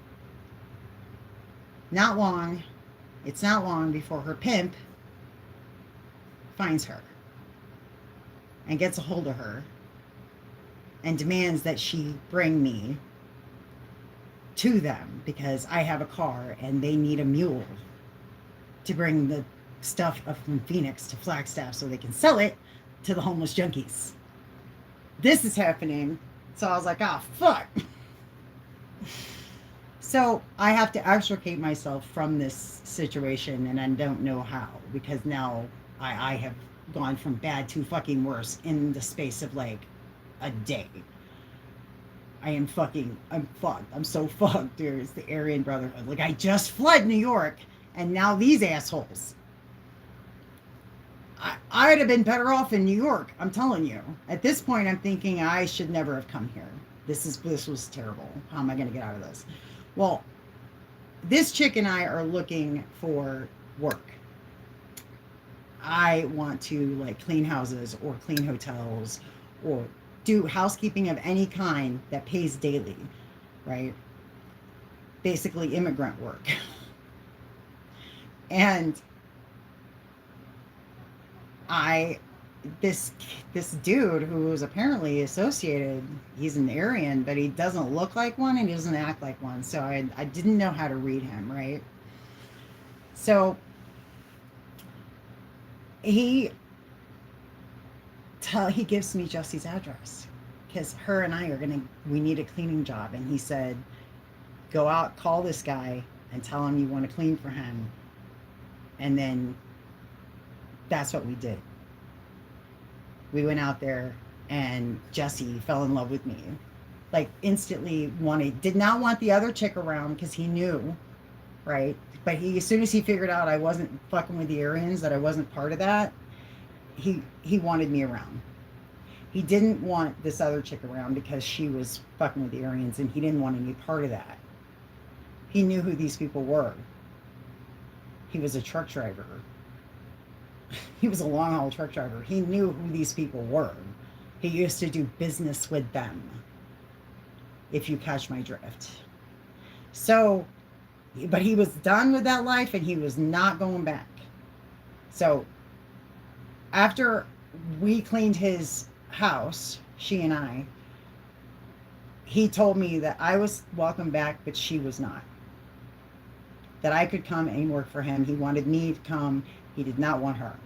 And when I told her, she got pissed off because I wasn't loyal, right? She got in trouble, her pimp, right? Because she was supposed to convince me to be a mule for the Aryan Brotherhood, and I wasn't having that.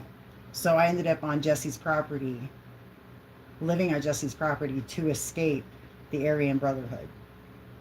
And that's why I couldn't stay at that shelter, because that chick was staying there. So I wasn't going to insist the pregnant chick get thrown out. So I just left. And that's how I got Jesse's address. So I hope that chick is okay. I hope she made it. I hope her and her kid turned out okay. But she was still very much enslaved and indebted to the Aryan Brotherhood. She was still very much under their control. And she was not a safe individual for me to spend any time with, more than I had to. So I am so grateful to Jesse for rescuing me and letting me come and stay on his property. Because that's how I escaped that situation. He got me away from that.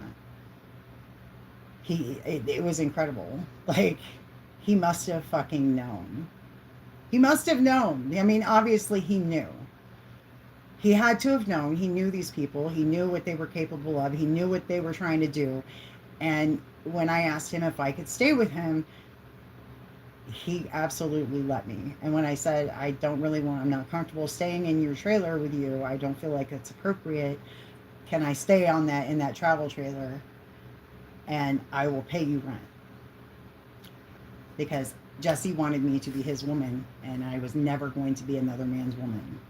So when Will, and I'm circling back to the original question, was Will, when he insisted I go sleep in my car because he didn't trust me with Jesse, well, I knew that there was no future for Will and I.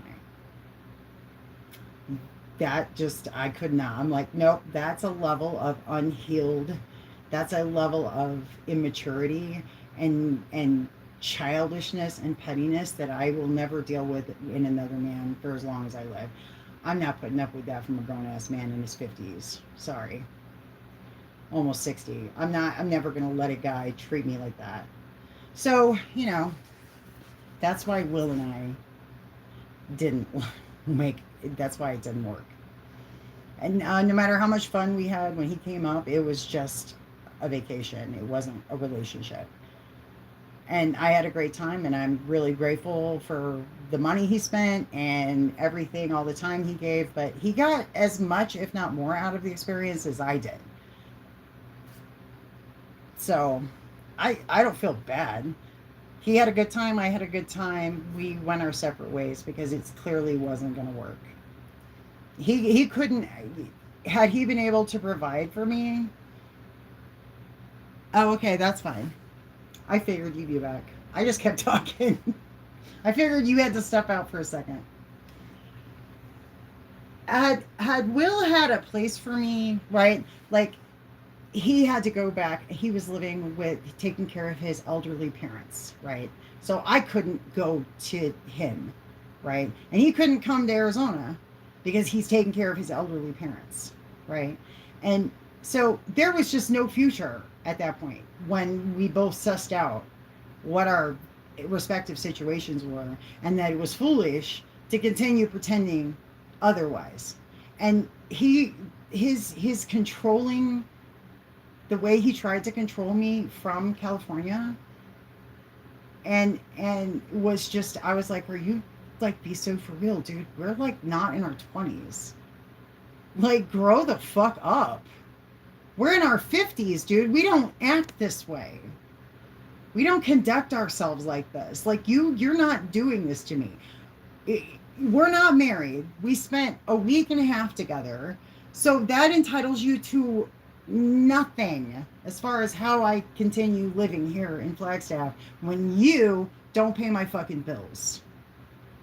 You don't pay my rent.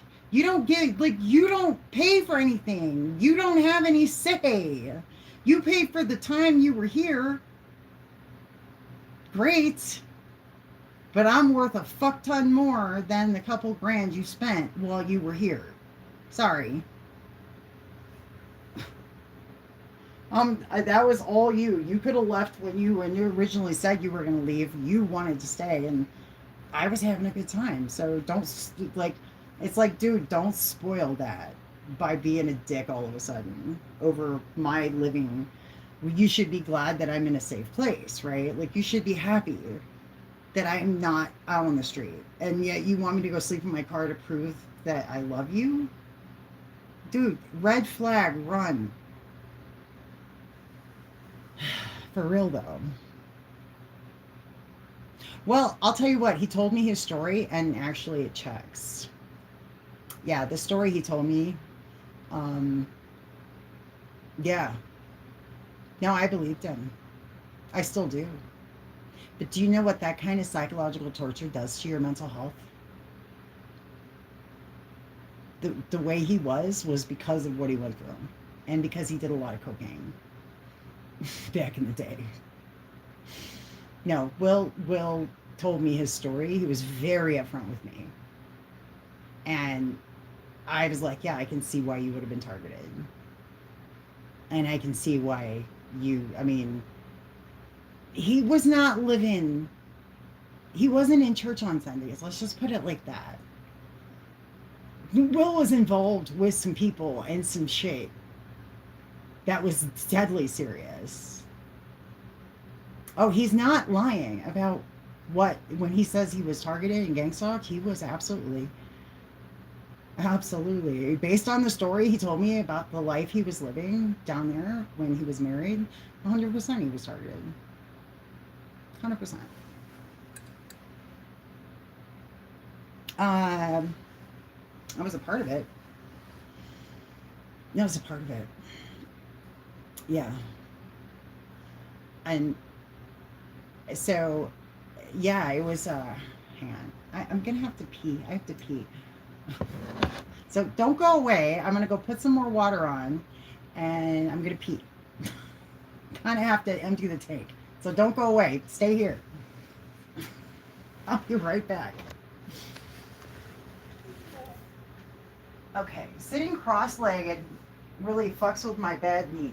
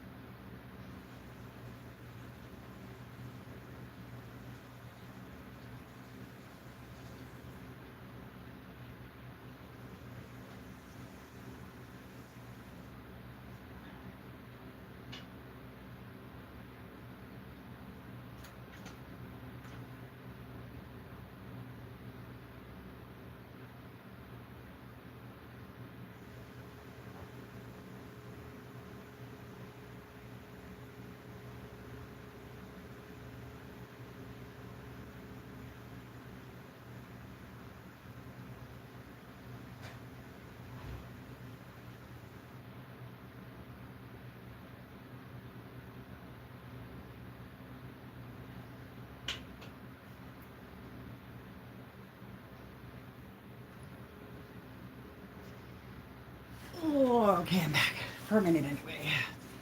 Okay, what's up? Oh.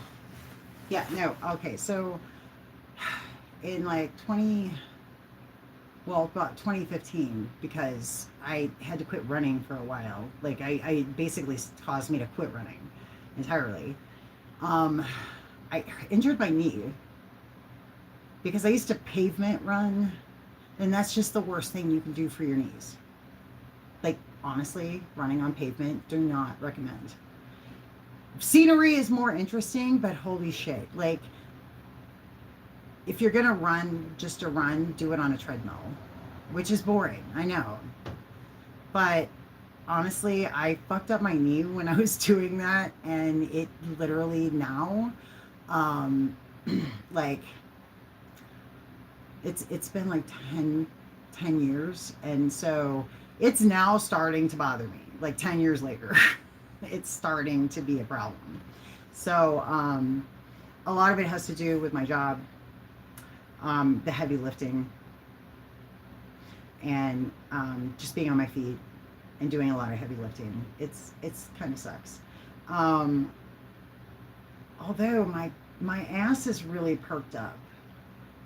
I gotta say, my butt is not sagging these days. Not like it used to.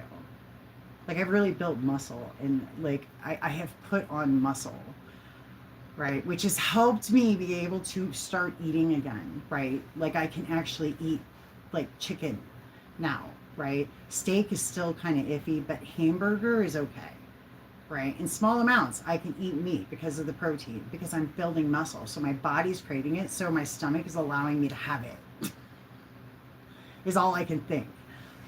Like, the body is adapting to the needs, right, of my environment. My body is adapting to the needs of my environment, right? Because humans are like incredibly adaptable.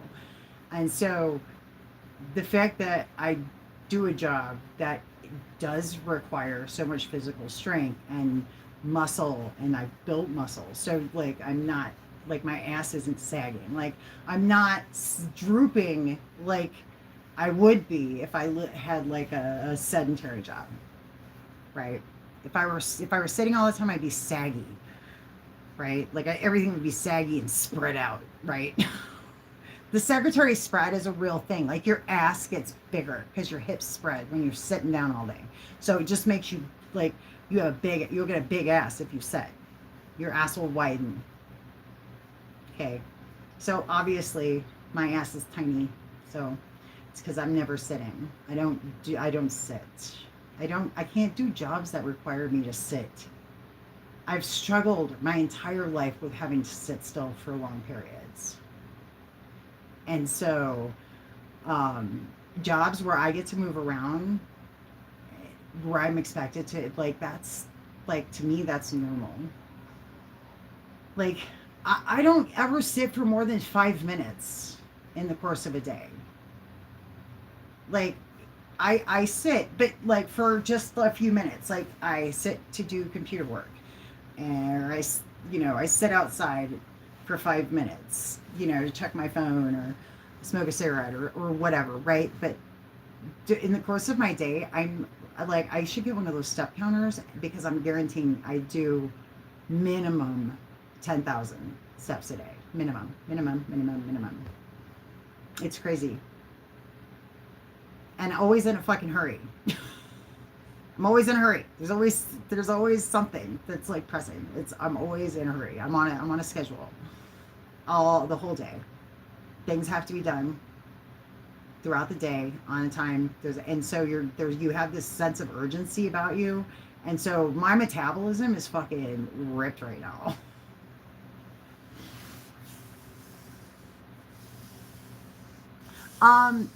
She swears that never happened. She says it never happened. And I believe her. I believe her. Will was trying to hurt me. No, he was trying to upset me. So he used GLM. And then when he was trying to get back in my good graces, he tells this terrible story about her. So it's just terrible. It was a shitty thing for him to do. Like that story he tells about her is just so disrespectful and wrong. Even if it were true, it was disgusting for him to tell anybody that. He should have just kept that to himself. If he were a gentleman, he would never have told that story. And the fact that it wasn't true is even worse. Like, it's bad. It's really bad what he did. And the reason I believe he's lying is because he did tell me the truth about the life that he used to live and the shit he was involved in. So it really did not surprise me that he would make something like that up. I don't know why he was pissed at GLM. Doesn't really matter. That was absolutely uncalled for. That whole scene was uncalled for. Because he was mocking me about how he was going to meet GLM in a hotel and they were in love. Like, it was all done to troll me. He was fucking trolling me. And I guess GLM is hot and they both live in California, so maybe it was just a crime of proximity. Like, he chose her because he knows she's in California. And he didn't know anybody else. And it didn't, so he just chose her because she lives in California. And oh, it's disgusting, honey. Hunter, and of course the story that he tells me, of course, now I'm curious. I'm like, that's weird. And then I actually start getting to know GLM and I'm like, there's no fucking way that's true. There's no fucking way she did that. He fucking made it up. He's a piece of shit. He's a fucking piece of shit, lying piece of shit. Yeah, no. He wanted me to go live in my car because he didn't trust Jesse. So yeah, do I think he made up the fucking story about GLM just because she lives in California? Yeah, I absolutely do think he went to all that level, all that lengths. That's just fucking gross. And honey, that's who they think that you are. That's who Sarah says you are. That's disgusting. Just so you know, just so we're talking about the same Will.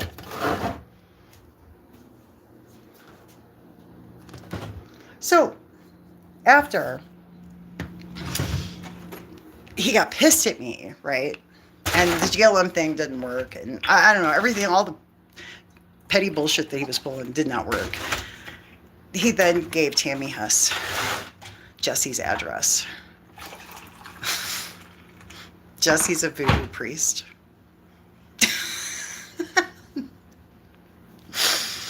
She's so fucked from that, just one fact alone. It's like, you don't have to fear me. You don't have to fear me. Okay, don't worry about me, right? Right? I'm just a drunk. And Jesse's just a crazy old Mexican. Who happens to do voodoo. And who is the one that gave me Hecate's key.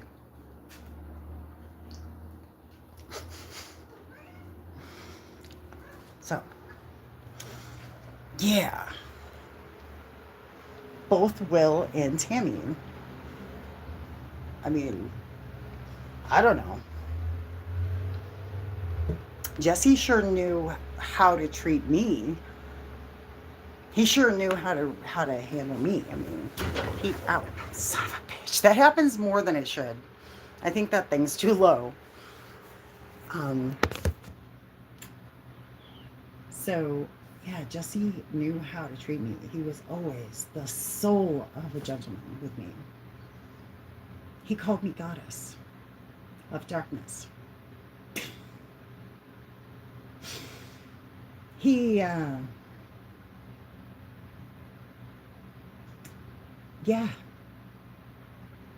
He's a voodoo priestess. He's a voodoo practitioner.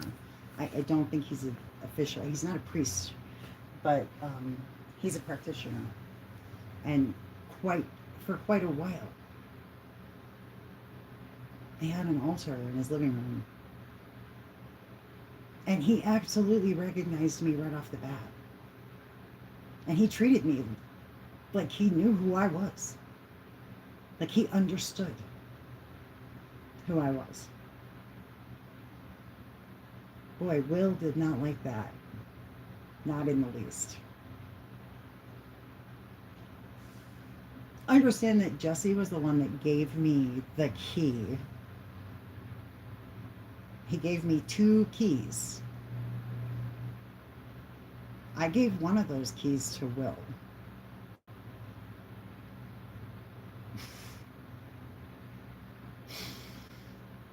Yeah. A voodoo practitioner gave me a set of Hecate's keys. I gave one of those keys to Will Orth. And then Will doxed Jesse. He gave Jesse's address to Tammy.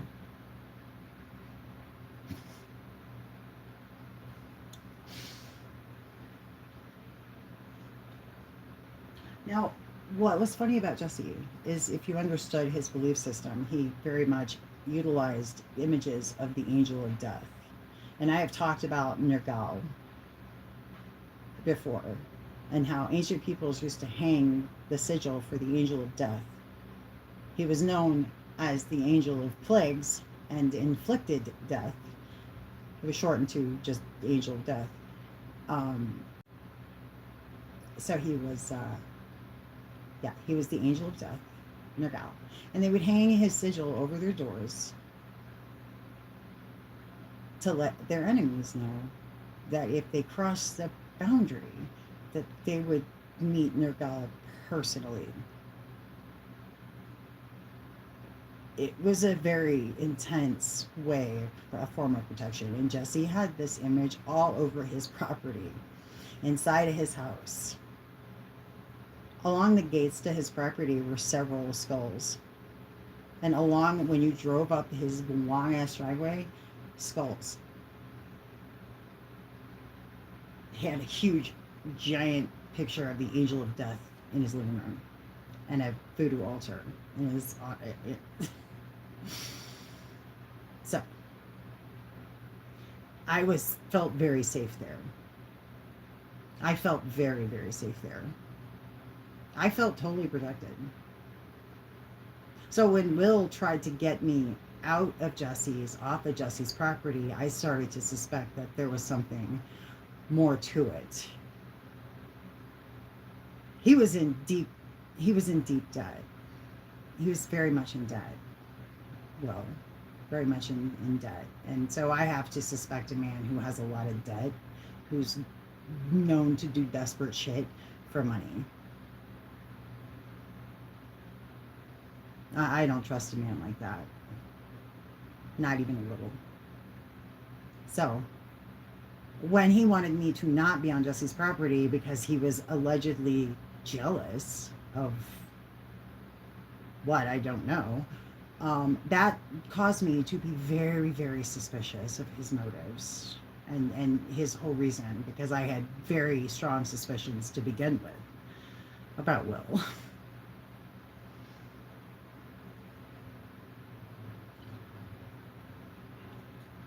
I was a lot more on edge than I might have appeared to be, because of course I couldn't let on that I was on edge. He knew I was paying attention. He knew. I mean, once he got near me, he realized that this was not going to be an easy job, whatever it was he was being paid to do. So that's why when he got back to California, he got weird about me being on Jesse's property and wanted me to go sleep in my car, because I would have been vulnerable and easy pickings. I wasn't vulnerable or easy pickings while inside of Jesse's property.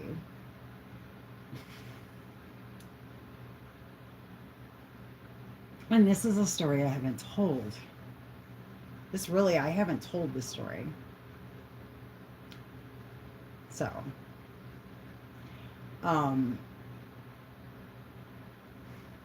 seriously.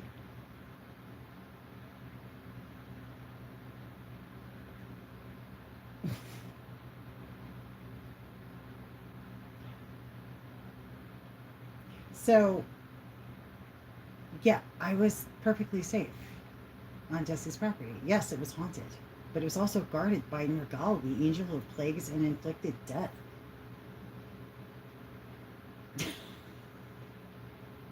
Nobody was coming in there without permission. 100% knew that about Jesse. Knew that nobody could come into his property if he did not invite them. You could not just come into his property. Like, something about his property just let you know you don't want to trespass here. You don't want to be here and not be invited.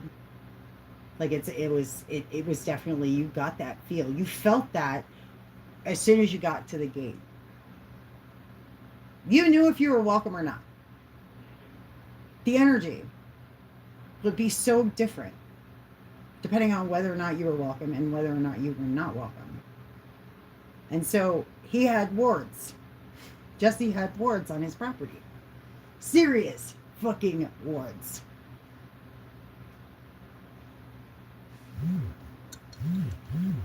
So, yeah. So this, of course, again, when Will pulled this, and then the whole thing with GLM, why do you think I don't, like, after I got to know GLM, it made things clicked in place, because I was like, there's no fucking way that encounter happened. I don't believe it. I spent time with GLM, and she is like, no way, no fucking way.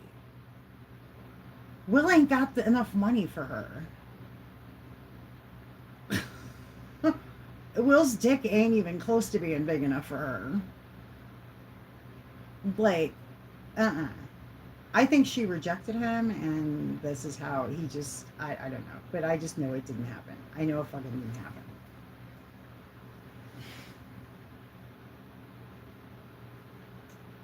%. So, I see GLM talking a lot of real talk, right? Like, real shit. Like, absolutely calling people out on their bullshit. Holding people accountable. And that's all I've seen her do. That's literally all I've ever seen her do. And I'm pretty much a regular on her channel. Like, she's really the only person I interact with on the regular, whose posts I interact with and whose panel I go up on. I don't go, and I'm not love bombing her at all. So that, like, whatever, right? Like, I don't respond to everything she posts, and I don't show up on every panel, but I show up occasionally. And if I happen to be available and she's doing a live, I'll pop in and say hi and maybe stick around for a bit. But so I don't have a weird thing with GLM. I just think she's clever as fuck, and also she's another person who is willing to call Tammy out on her shit pretty consistently, and she's pretty good at it. Tammy has pretty much given up fighting with GLM because she just can't win. Tammy is no match for GLM. Let's just get that out there, and let's all just agree that that's true. No matter what you think of GLM, Tammy is no match for her. I don't believe for a second that Tammy has anything that's ever going to be able to impact GLM in any way, shape, or form. GLM is very well protected in the life that she lives and the people that she surrounds herself with. No one's getting to GLM, and we all know this. So it's all just a lot of talky talk, right? On Tammy's part, as far as GLM goes. It's just a lot of talk. But I've taken GLM's measure, and I've definitely taken Tammy's measure, and I can tell you right now, GLM is not in the least bit scared of Tammy. Not even a little. Not even, just, GLM thinks Tammy is pathetic. Like, she's not even projecting that she's secretly jealous of Tammy. Are you serious? Have you seen GLM? What is there to be jealous of Tammy? Is there anybody that's actually jealous of Tammy? Is there anybody that's actually, like, envious, looks at Tammy and goes, wow, she's got it so good, I really want to be Tammy. I really wish I could be Tammy. I just think Tammy's so great. I love Tammy's life. I wish I could live that life. Is there anybody who thinks that? about Tammy. I'm not suggesting anybody thinks it of me, but people have. Because once upon a time, I really did live a glamorous life, and it's all over Facebook. Along with me, along with the moment that I fucking lost my mind because I got drugged. And just so you know, there should still be videos somewhere buried on Facebook that show me driving to Washington screaming at my husband about what he did. So even when he did it, I was fucking furious and I fucking left him because of it. I never made any bones about why I fucking left him. You had me fucking drugged. You had me thrown in a mental hospital and you had me drugged. Fuck you. That's it. We're done. Literally, my response was the same as if I had came home and saw him fucking a woman in our bed. I had the same level of outrage. You had me thrown in a mental hospital over Thanksgiving weekend. And they drugged me. And I missed Thanksgiving with my kids. I'm gonna fucking destroy you for this. I'm gonna make your life a living hell. You're never getting another fucking moment's peace because you did this to me. I've kept my word for the most part. For the most part.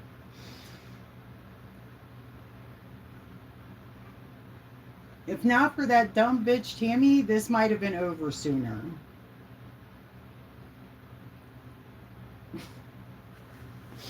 She decided she had to be a main character, just like she showed up, decided to be the main character in the Eli saga. And now even Jamie doesn't look as miserable compared to her, as unhinged.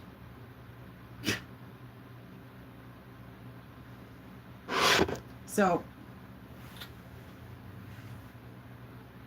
oh, see, so this car has been sitting here for like 15 minutes with their fucking lights on. They're not bright. It's not even like hurting my eyes. It's those bright ass LEDs that piss me off.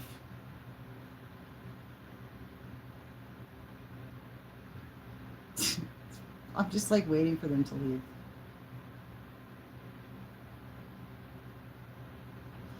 But, so, all of this, even the fact that I'm sitting here talking to you guys right now, goes back to my fucking family tree. Everything started to make sense when I was sitting in that basement of that church and looking at my family tree and seeing all these names. And then I get to Jesus and I'm like, well, that fucking makes sense. Well, that explains a lot.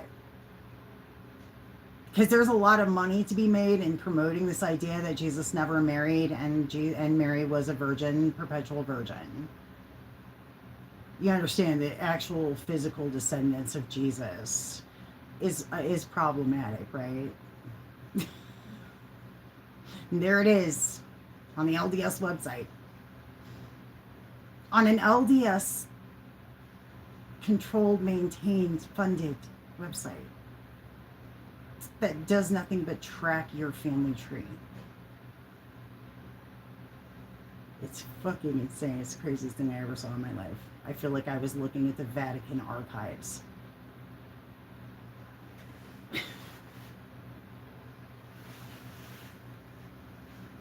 Not a joke. And honestly, something healed in me. Because I thought, okay, so if my life is a real life Dan fucking Brown novel, right?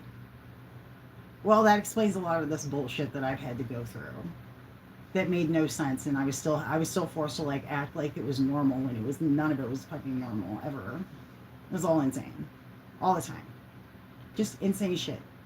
When I tell my story, people literally will freak out and call me a liar. They're like, "There's no fucking way that happened." I'm like, "Yeah, no, I totally did. Sorry. I know it's crazy." And I've been called a liar so many times because my story is so fucking wild. But when I saw my genealogy, it made a lot of sense. I was like, well, okay, so if this is true, then that explains my life. Okay, now what? Now what the fuck do I do? Like the jig is up now, right? Like they had to stop because I finally figured out what the fuck was going on. They had to stop because this shit only works when you don't know why they're fucking doing it. Because it's called gas. They rely heavily on gaslighting you. You're crazy. That's not happening. Like, calm down. Here's take this pill, little lady. Like, they literally pulled some Victorian England shit when like husbands used to be able to have their wives committed for being too mouthy and having their own opinion. They literally did this to me.